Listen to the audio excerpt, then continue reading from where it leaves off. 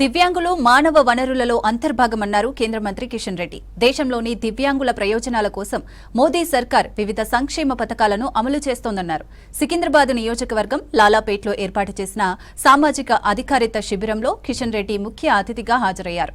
కేంద్ర ప్రభుత్వం అమలు చేస్తున్న ఏడీఐపీ పథకం కింద దివ్యాంగుల వాహనాలను అందించారు కిషన్ రెడ్డి. సమాజంలో మరి ఎవరినైనా ముందు చేయూతను అందించి ఆదుకోవాలి అంటే అందరికంటే మొట్టమొదటగా చిట్ట చివర ఉన్నటువంటి వ్యక్తి దివ్యాంగులు. అందుకే ప్రధానమంత్రి అంటారు, వాళ్ళందరినీ గుర్తించి వాళ్ళు చిట్ట చివర కాదు, చిట్ట చివర ఉన్నటువంటి వ్యక్తికి మొట్టమొదట మనం సహకారం అందించాలని. అందరికీ అన్ని రకాల అవయవాలు ఉంటాయి.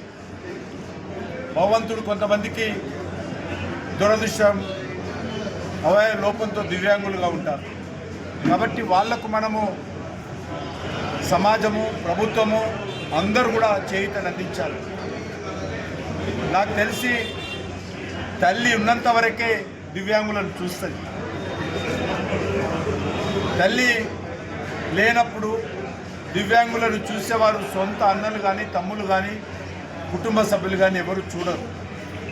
కాబట్టి అలాంటి దివ్యాంగులందరికీ సమాజమే అండగా నిలబడాలి, సమాజమే వాళ్ళకు చేయూతను అందించాలి, వాళ్ళని ఆదుకోవాల్సినటువంటి బాధ్యత ఉన్నది. ఈ బాధ్యత నరేంద్ర మోడీ గారి ప్రభుత్వం కూడా తీసుకున్నది. రిజర్వేషన్ వాళ్ళకి ఇచ్చేటువంటి విద్యా ఉద్యోగాల రిజర్వేషన్లలో 3 నుంచి 4% నరేంద్ర మోడీ గారు పెంచారు. ఏదైతే షెడ్యూల్ క్యాస్ట్ ప్రొటెక్షన్ యాక్ట్ ఉందో ఆ రకంగా ఈరోజు దివ్యాంగులు ఎవరైనా విమర్శించినా వాళ్ళ మీద కేసు పెట్టేటువంటి విధంగా నరేంద్ర మోడీ గారి ప్రభుత్వం చట్టాలు తీసుకురావడం జరిగింది. దివ్యాంగుల కోసం అన్ని రకాల వస్తువులు పంపిణీ చేయాలని నిర్ణయం తీసుకోవడం జరిగింది.